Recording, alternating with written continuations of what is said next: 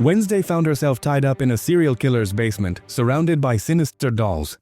6 weeks prior, she had been perfecting her psychic abilities with Goody's book. Her investigation led her to the 11th victim of the skin flayer, who had dropped his bowling ball at the moment of abduction. Thanks to this object, Wednesday was able to have visions of the crime and follow the killer's trail. The only obstacle was boarding a plane, which forced her to face strict security checks. Her weapons were confiscated, and even a tube of sunscreen was taken for exceeding the permitted limit. When asked about some fingers found in her bag, she claimed it was a prosthetic hand for a youth embalmers convention in Kansas City. "I have no problem with that," the agent said. "This is the problem. Care to explain this?" Once in Kansas, she located the suspect at a dog grooming salon and confronted him. When she tried to attack him with a stun gun, the man immobilized her and took her to his basement, decorated like a macabre tea party. The killer showed her a doll identical to Wednesday, stating that this was how he remembered his victims. She, with an eerie calm, managed to remove her gag and said, "I want you to see one of my own handicrafts."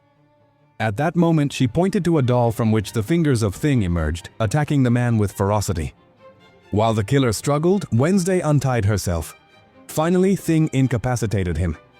Hiding her dark tears, Wednesday approached her aggressor, knife in hand, and warned him, "Let's play with dolls." Back home, Wednesday circled a newspaper article that reported the skin flayer had been flayed. As she packed her luggage, her mother came in to hurry her to Nevermore.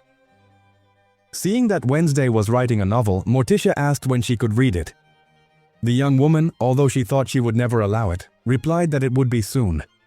She also reminded Thing of his unwavering loyalty. During the trip to Nevermore, the family talked about Morticia and Pugsley's powers. Gomez joked about how useful his family was. Wednesday asked her brother to shoot a bolt at a sign on the highway, threatening to eject him if he missed. Gomez revealed that the ejection button could now be activated by anyone thanks to Thing. Pugsley hit the target, causing a roadside explosion that the family didn't even notice. Meanwhile, in a forest, a family was having a picnic when a photographer began to capture them without permission. Suddenly, bodies fell onto his van and violently surrounded him. Trapped, the photographer called someone to warn them that the bodies had discovered him and that the evidence was safe at the base. As he turned, he found himself surrounded by crows inside the vehicle that savagely attacked him. The Addams family finally arrived at Nevermore. Morticia was surprised that Wednesday was returning voluntarily. She stated that it was like returning to the scene of a crime, and warned that she would not allow any more uncontrolled chaos, but would dominate the space at her will. Her mother replied that control was only an illusion, just as she did with Pugsley. It was Pugsley's first year at Nevermore, and he was nervous about making friends. Morticia asked Wednesday to watch over him. She accepted, remembering how she had locked him in a coffin as a child. She gave her brother advice: zero eye contact without permission. Upon her arrival, the students celebrated her return. A group asked for autographs, and she replied that she only signed in blood. Bianca intervened, ordering the young women to leave, which they did immediately. Wednesday was uncomfortable, but Bianca warned her that after saving the school from the Pilgrim Demon, fame was inevitable. The new principal, Barry Dort, introduced himself to Wednesday, thanking her for saving the institution and proposing that she revive the founder's bonfire ceremony, an ancient outcast tradition. He asked her to consider it, as he wished to be an ally to her. He expressed his interest in Wednesday becoming the honorary student and told her that he needed her for a symbolic battle to restore Nevermore's glory. Critical of the previous principal's management, he avoided speaking ill of the dead. Wednesday sarcastically replied that she preferred to demonize the living and left. Upon arriving at her dorm, Wednesday found a party organized by Enid, who quickly asked all the attendees to leave. One of them mentioned having installed something and advised against putting weight on it. Then he asked Enid for help, a gesture that moved her. Alone, Enid asked her how her vacation was and said that hers was the best ever. Wednesday, true to her style, hinted that she would wish to kill her upon hearing it. Enid avoided going into details but gave her a t-shirt with a monster joke. Wednesday, without much emotion, also gave her a gift: a doll taken from the Flayer's house, made with human hair. Enid was uneasy but decided to ignore it. Enid shared her goals for the year: to join the pack, lead the dance, and join the Darklings. She asked Wednesday about her own goals, who replied that she wanted to avoid people and write her new novel, Death's Serpent. When asked about the previous one, Wednesday showed her a manuscript full of corrections. She clarified that she would not change anything, as it had taken her 2 years to complete. They were interrupted by Ajax, who was looking for Enid. Wednesday lied, saying she wasn't there, and received a stuffed unicorn with distaste. Enid appreciated the gesture but confessed to being confused about her feelings for Ajax. Wednesday advised her to talk to him. Just then, a crossbow in the closet was activated, firing an arrow at a photo of Wednesday with the caption, "Welcome back, Wednesday, I'm still watching you." Enid, confused, asked what that was. Meanwhile, the Addams family was helping Pugsley set up in his dorm. Gomez commented on how much the school had changed. Eugene greeted Pugsley, praised his devices, and showed his ability to control insects. Pugsley joked about eating them, but Eugene refused. He informed him that he would go out with friends and that he only shared a room because Wednesday had helped him.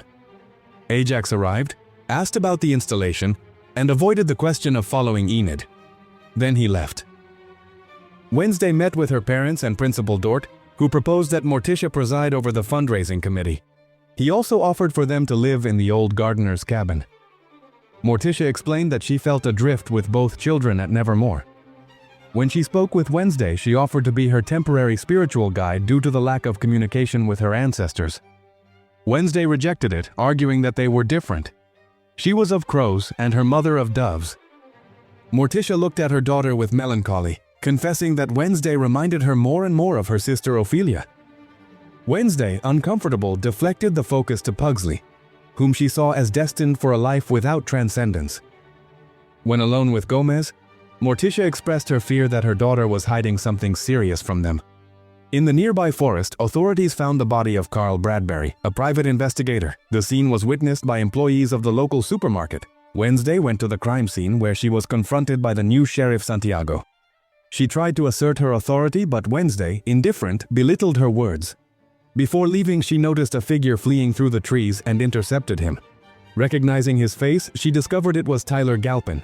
Galpin, stunned, explained that he knew the victim and that Bradbury had been investigating something that directly affected the outcasts. He added that he had a son who belonged to that group. He also blamed Don Hill for turning Tyler into a monster. But Wednesday was blunt. Tyler had always been one. For her, people didn't change, and Galpin was simply a broken man who hid behind a badge. Despite his pleas for help, she left. Before disappearing into the forest, he launched cryptic warnings. The bodies were watching them, and Wednesday was drawn to that case not by chance. That night at Nevermore, students gathered to tell scary stories. Ajax narrated the legend of a genius who built a mechanical heart to keep up with his mind, but his ambition destroyed him. His tomb, without a name, would be under the skull tree, where his heart could still be heard beating. Meanwhile, Principal Barry Dort summoned Bianca to propose that she be the face of the fundraising gala. At first, she refused due to lack of time, but he pressured her, reminding her that she was on scholarship and that the event's success would directly affect students in her same situation. Bianca suspected that her siren condition influenced his choice, and Dort responded coldly. Her charisma was a resource at the service of a noble cause. He asked her to think about it and give him an answer. The next day, Enid found Thing alone on the balcony. He revealed that he had argued with Wednesday, and Enid, in a joking tone, told him that all relatives became punching bags sooner or later. She offered him his own space, a noyaka, an improvised and cozy cabin created especially for him. Upon entering, he was greeted with welcoming howls. He was now part of the pack. Each character resumed their activities. Wednesday played the cello in an empty room, letting the music envelop her. Morticia, restless, examined Pugsley's dark and disturbing drawings. He, for his part, studied the school map in search of the skull tree. Thing built a personal corner, expanding his world beyond his bond with Wednesday. In the music room, a woman approached her. Her name was Isabel. Wednesday, who had been observing her from a distance, recognized her immediately. She had been a child prodigy who in her youth had achieved notoriety for writing several acclaimed musical works. The celebration of the ancient traditions of the outcasts generated great enthusiasm among the students, who experienced it as an act of cultural vindication. Even Bianca, although initially reluctant, volunteered after being pressured by the principal, which lent legitimacy to the event. Morticia was also invited and agreed to attend to witness the lighting of the great bonfire. That same night, Wednesday received a disturbing painting of a crow with a red scar that she interpreted as a threat. She soon discovered that her novel, which she had worked on for 2 years, had disappeared. It was the only copy. Next to the empty space where she kept it, she found a note. The thief planned to burn it in the bonfire during the ceremony. With contained rage, Wednesday swore she would not allow it. When the day of the event arrived, the tension was palpable. The bonfire burned in the center of the patio as attendees gathered. Wednesday scrutinized the faces, looking for the culprit. A girl was watching her with too much intensity, making her presence stand out even more. Meanwhile, Pugsley, oblivious to everything, tried to convince other students to explore the mysterious skull tree. Some students bumped into Wednesday and handed her a threatening note. "If you don't want your novel to end up reduced to ashes, I'll be waiting for you under the bonfire." Shortly after, during the ceremony, the Nevermore anthem was sung, and the principal inaugurated the celebration, proclaiming the beginning of a new era. However, Wednesday was trapped inside the bonfire structure just as it began to burn. Thing watched her in anguish. She managed to get out unharmed with her novel still in her hands. Then, one of the organizers asked her to unveil a portrait in honor of the school's heroes. Instead, Wednesday gave an incendiary speech.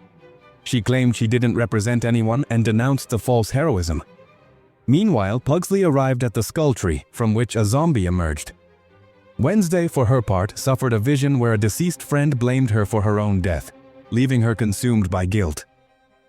"I'd recognize that critical, penetrating look of blue eyes anywhere." The story continues in Chapter 2. We see Wednesday immersed in one of her psychic visions.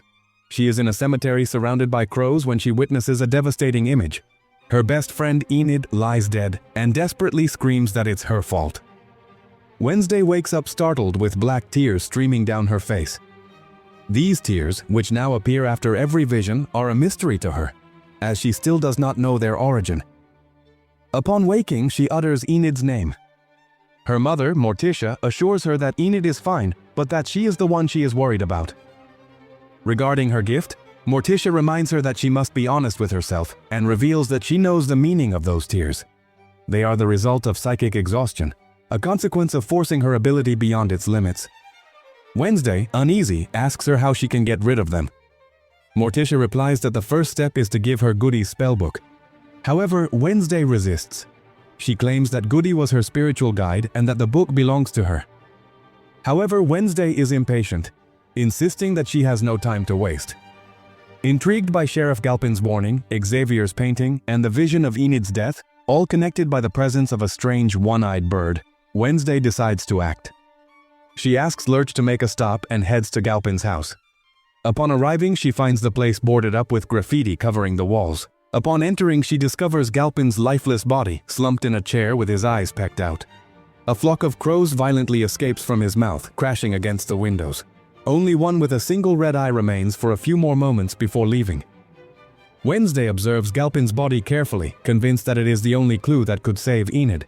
She then tries to activate her psychic ability by touching it, but fails to connect with any vision. Before she can try again, the police burst onto the scene. Sheriff Santiago detains her and takes her to the police station. There she asks her what she was doing at Galpin's house, to which Wednesday replies that he himself asked her to go.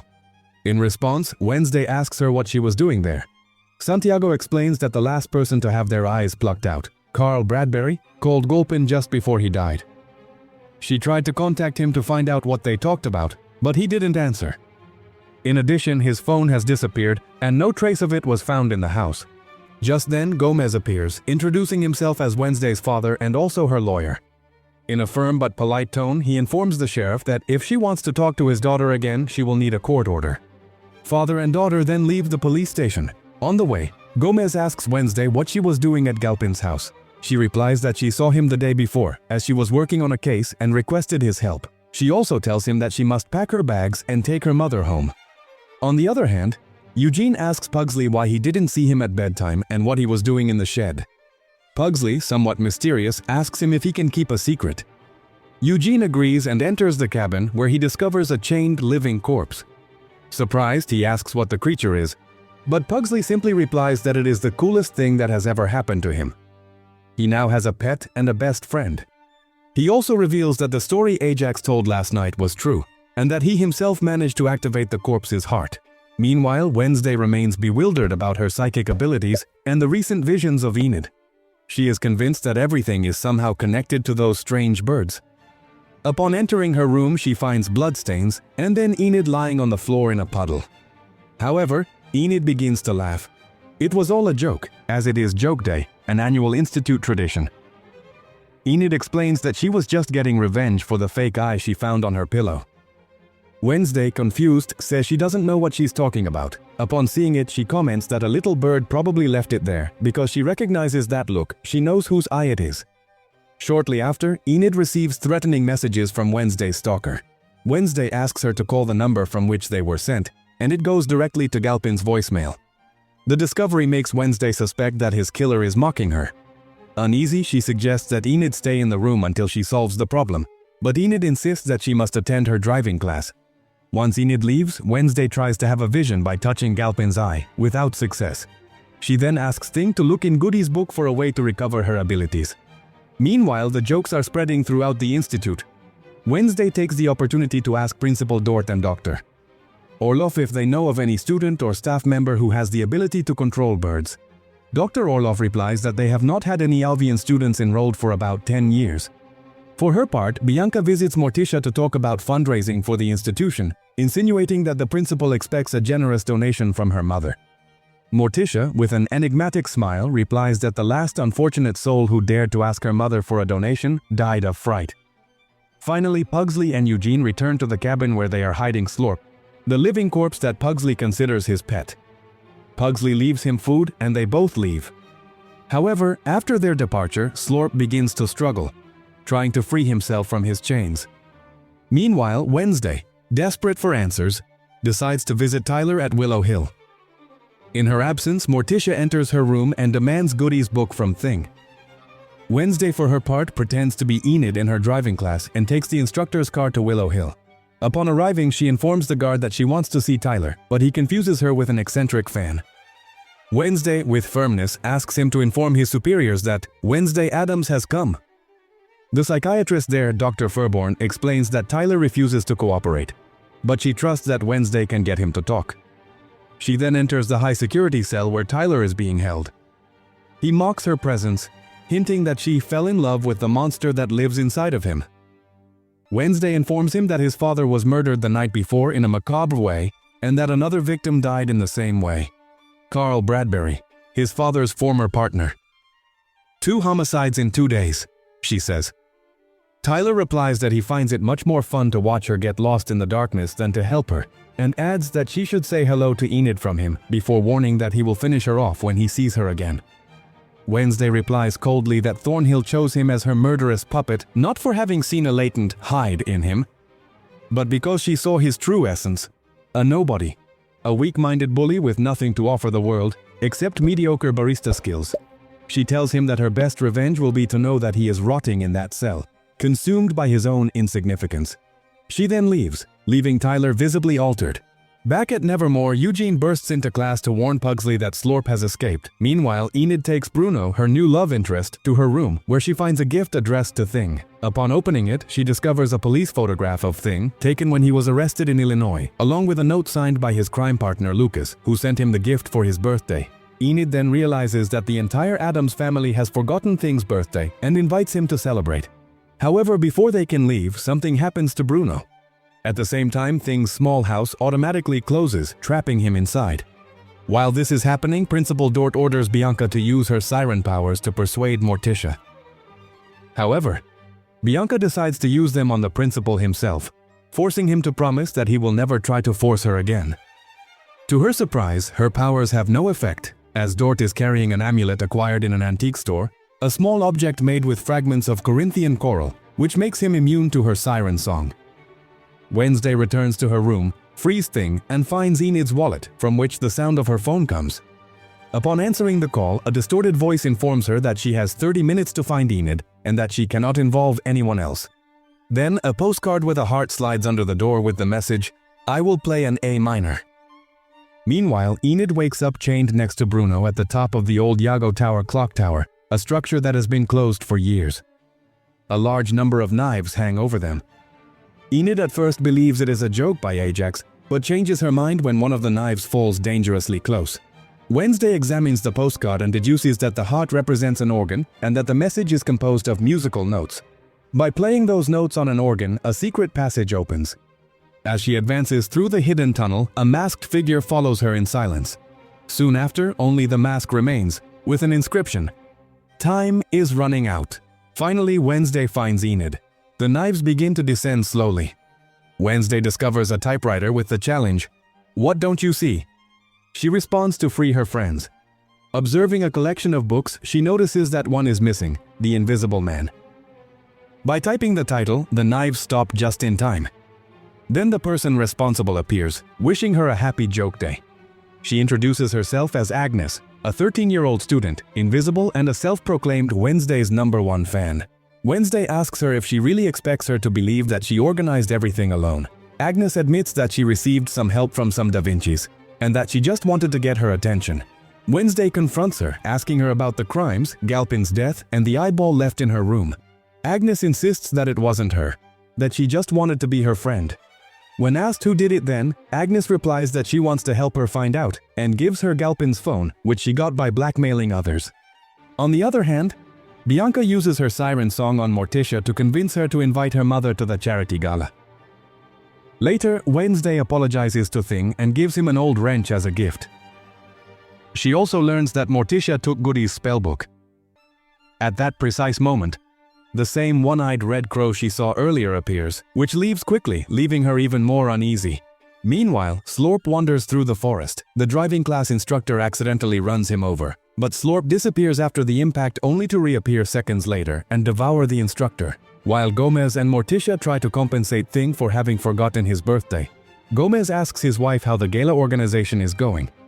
Morticia admits that she had a sudden urge to invite her mother, noting that being the richest alumna of the Nevermore Academy. That was probably why Principal Dort tried to recruit her. Gomez tries to calm her down, downplaying the matter and distracting her with music and a peculiar dance.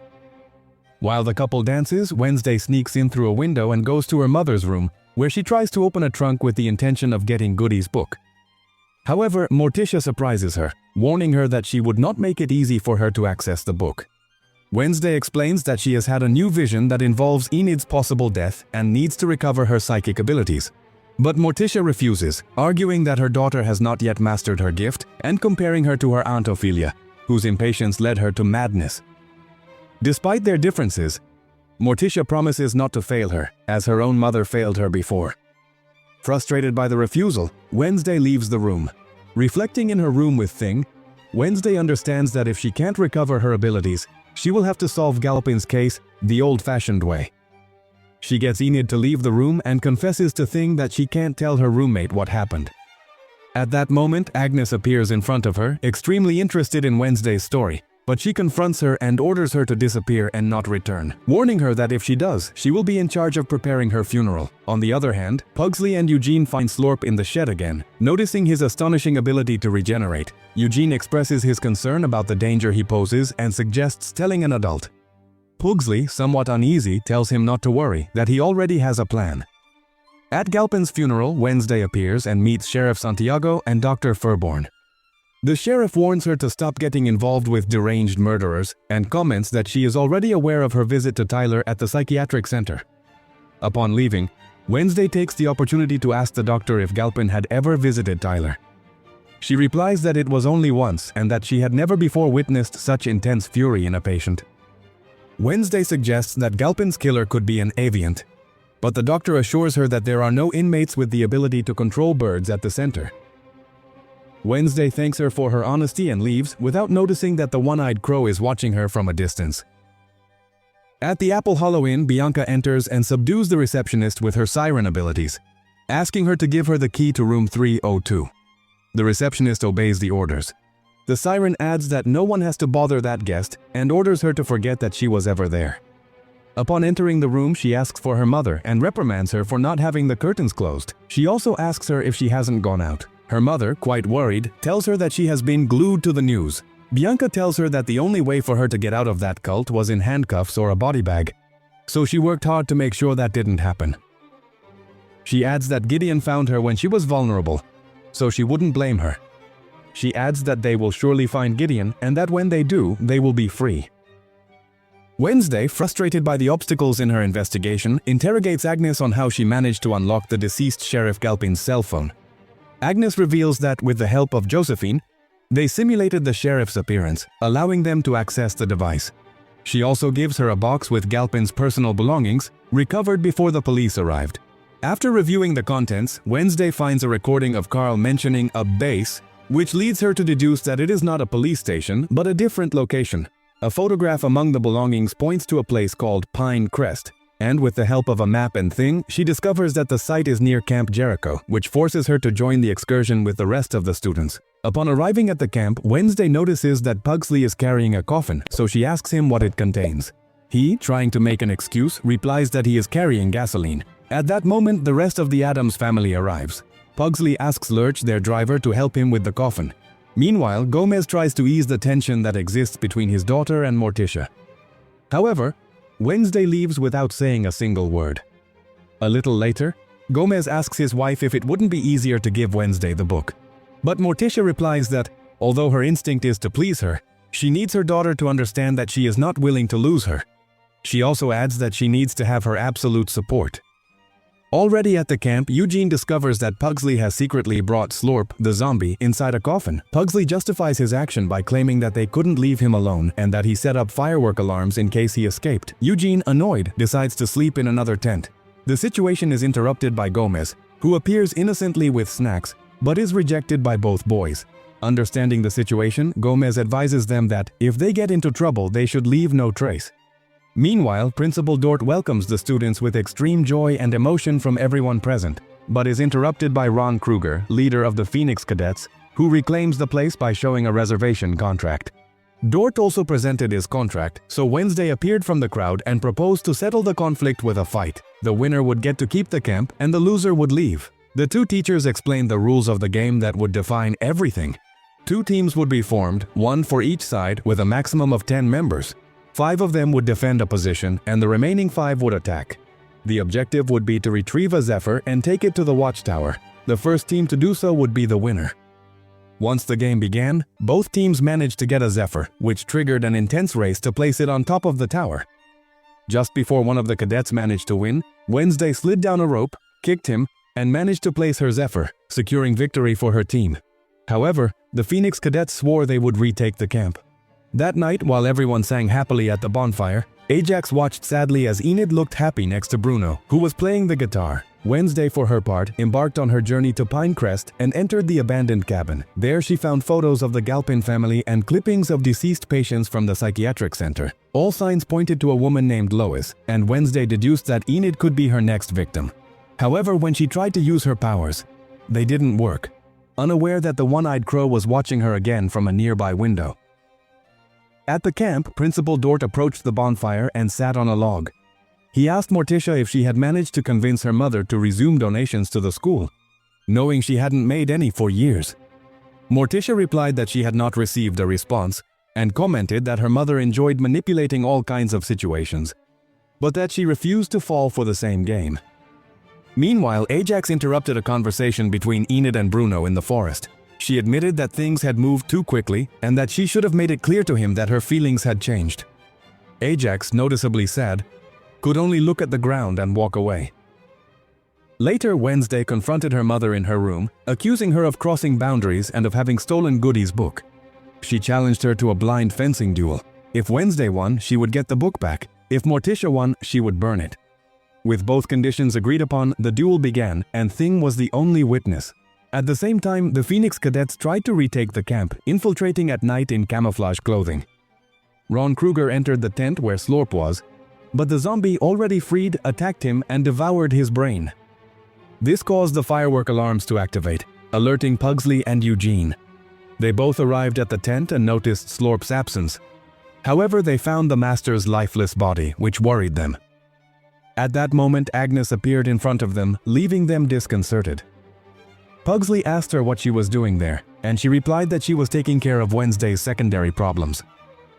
The 3 went into the forest in search of the zombie. Slorp, attracted by the music, arrived at one of the camp's rustic bathrooms where Gomez was showering. The zombie took an axe and began to break the wall right behind Wednesday's father's back. However, at that instant, Pugsley electrocuted him, causing him to fall to the ground. The commotion alerted the others at the camp, just as Slorp got up again and went into the forest, encountering Wednesday and her mother. At that instant, Morticia managed to break the glass heart located in Wednesday's chest, winning the duel. But right after, Slorp appeared behind Morticia. Wednesday reacted quickly, throwing her sword and piercing the zombie's head, saving her mother. The police arrived moments later and took away the body of Master Kruger and Slorp. Wednesday, thoughtful, accepted her defeat and the harsh reality of continuing her investigation without the support of her powers, wondering about the identity of Lois. At the psychiatric center, Dr. Furborn was informed that the transfer of a new patient had arrived. The doctor recommended constant surveillance of the new member, as she had committed at least 2 homicides and they should not take any risks. Upon opening the cell window, they welcomed the woman, who was sitting with her hands completely handcuffed. The story continued in the 4th chapter, titled, If These Gloomy Walls Could Talk. In this installment, we saw how at the Willow Hill Psychiatric Hospital, Laurel was brought before the director of the place. Taking advantage of her presence, she confessed that she had manipulated Tyler using the contents of her book. The director, alarmed, demanded to know what exactly she had done to the young man to begin his rehabilitation process. However, Laurel mentioned that she had heard rumors about the hospital that claimed secret experiments were being carried out on patients there. Given Laurel's refusal to cooperate, the director warned her that she would have to resort to a more invasive method to free Tyler and ordered the prisoner to be sent to the correctional facility. With not many options, Laurel agreed to help in exchange for seeing Tyler one more time. Upon arriving at his cell, she found him chained in several places and addressed him, saying that she missed him like a mother. However, Tyler took advantage of her proximity to transform and tried to strangle her. Despite the attack, Laurel managed to convince him to release her, promising him, "I'm going to get you out of here." On the other hand, in the cemetery, Wednesday found a vase that contained alleged human remains. Just then, her grandmother appeared in response to her call. Wednesday asked her why the ashes of Patricia Redgar aroused her interest. She then explained that Patricia belonged to the group of outcasts who were cremated and buried in that place after having been patients at the psychiatric hospital. Upon opening the vase and smelling its contents, Wednesday discovered that it contained several plant species but no human ashes. At that instant, a crow that had been spying on them burst onto the scene to steal the obituaries Wednesday was carrying. Although she tried to reach it, she only managed to see how the bird escaped, taking the evidence with it into the possession of whoever controlled it. Faced with this, Wednesday asked her grandmother to buy the cemetery so she could investigate the place's archives. In return, she promised her that her mother would publicly expose all her childhood insecurities. Given such an offer, her grandmother accepted. Back at school, Wednesday saw the crow again, who was now constantly watching her. To advance her investigation, she ignored the warnings and entered Enid's room, intruding on her privacy with her boyfriend. Without paying attention to the reproaches, she noticed that Agnes, one of her classmates, had been spying on them.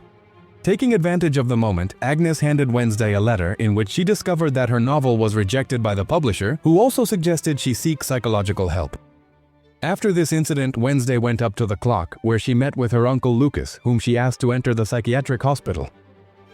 Lucas revealed that the last time he was there was by order of his mother to check on his aunt's condition, and that during his 2-week stay he was subjected to electroshock therapy. Then, Wednesday asked him to find Lois, although she wasn't sure if she was a patient or a doctor. Even so, she warned him that he should avoid being recognized by Dr. Furborn. In this way, Lucas began his mission, staying at an inn where he paid in cash, although the bills were stained with blood. Soon, due to the disturbances he caused, the manager decided to call the police. Once at the police station, Lucas tried to justify the possession of 33 passports, claiming that he liked to travel. However, he was recognized for his involvement in a past bank robbery when he also licked a cactus as if it were candy. The sheriff decided to call the psychiatric hospital to have him evaluated. At the same time, one of her agents informed the sheriff that she had discovered an invading woman at the hotel who had no records or identification. Back at school, those involved in the zombie incident were placed under the supervision of Professor Orloff. Although Bianca received new information and wanted to continue with her investigation, her superiors prevented her from moving forward. On the other hand, Wednesday met with her mother to demand that she tell her what had happened to her Aunt Ophelia. With no other options, Morticia confessed that during her 2nd year, her sister was found screaming in the courtyard after having pushed her psychic ability to the limit. Although Morticia begged her mother to help her, she simply sent her to the psychiatric hospital. At that moment, her grandmother arrived to give her granddaughter the cemetery deeds and revealed that it was Augustus Stonehorse who signed the death certificates. Once alone, Morticia demanded explanations from her mother as she felt that she was creating a rift between her and Wednesday. But the old woman advised her to leave her daughter alone so that the process would prosper or fail on its own. After this, the grandmother agreed to make a donation to Morticia's organization in exchange for her returning the book to Wednesday. However, Morticia rejected it and burned the book in front of her eyes.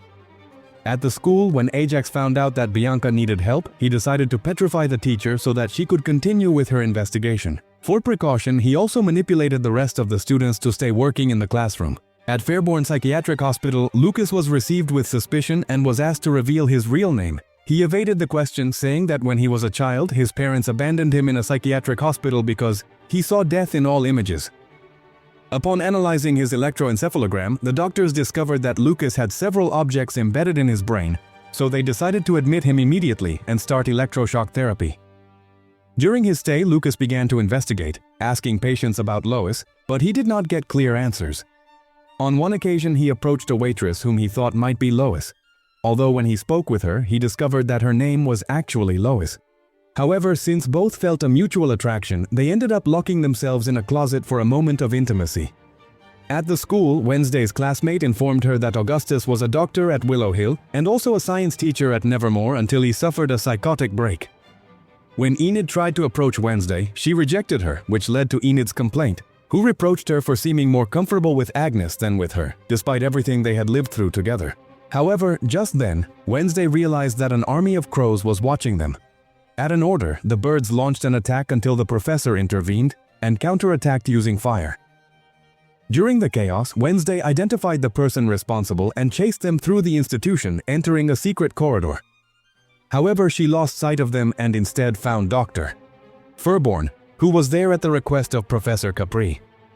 When the latter appeared, Wednesday noticed that she was visibly exhausted, as if she had been running. She took the opportunity to inform her that she had decided to participate in the gala, but only in order to continue with her investigation. Meanwhile, when the police were investigating the woman without identification, Bianca appeared on the scene, revealing that she was her mother. With authority, she ordered the officers to abandon the investigation and delete all related files. For her part, Wednesday sent Thing to investigate Professor Capri, which led him to Willow Hill, where he met Lucas and gave him precise instructions to locate Augustus. Soon, Lucas found the old man in the so-called bird cage, where he discovered that a macaw was the one speaking on his behalf. Through a small electrical shock as a warning, the bird revealed the location of Lois. At the same time, Wednesday went to Professor Orloff to ask him about Augustus. He told her that his wife passed away before he arrived at Nevermore, but that they had a daughter who built an aviary on top of Yago Tower. Meanwhile, Bianca's group used the school's hidden passages to hide her mother, managing to go unnoticed even under the professor's surveillance. In the hospital, Laurel and Lucas crossed paths and recognized each other in passing. Shortly after, Laurel revealed to Fairborn that Lucas Addams was institutionalized in the hospital, probably collaborating with Wednesday. In exchange for this information, she asked her to allow her to work with Tyler. After taking Augustus back to his room, Lucas tried to infiltrate Lois's room, but he was discovered and locked in the punishment room with a zombie. Despite this, Wednesday continued with the infiltration plan, taking advantage of Professor Capri's music class as she had a cook as a contact inside the hospital. Faced with Enid's reproaches, Wednesday finally accepted that she be part of the mission, assigning her the role of lookout. Thus, later, Wednesday hid inside Capri's car, while Agnes infiltrated the hospital using her invisibility. There she caused an explosion in the bathroom to divert attention and prevent Wednesday from being discovered during the inspection. At the same time, Wednesday went to Professor Orloff to ask him about Augustus. Once inside the hospital, Wednesday managed to infiltrate with the help of the cook and thus reached the cell where Lucas was, whom she freed. However, without realizing it, they left the door open just as the zombie managed to break free from its chains. The creature began to attack the guards who were watching Laurel, which also allowed her to escape. Although she recognized Wednesday in her escape, they both chose to go their separate ways without interfering in each other's affairs. When the Addams finally arrived at Lois's room, they discovered that it was a decoy room. In reality, it was the hidden entrance to a classified project known as the Segregated Investigations Observation Line. Lois was not a person, but the codename of a secret program. Upon descending through the hidden levels, they witnessed the existence of a clandestine laboratory that housed several test subjects, including known figures such as Patricia Redgar and Julian Miloyas, whom they recognized by their characteristic features. At the end of the tour, they found a pale and enigmatic woman, of whom there was no record. At that precise moment, they were intercepted by the Crow controller, who revealed herself to be Augustus's daughter.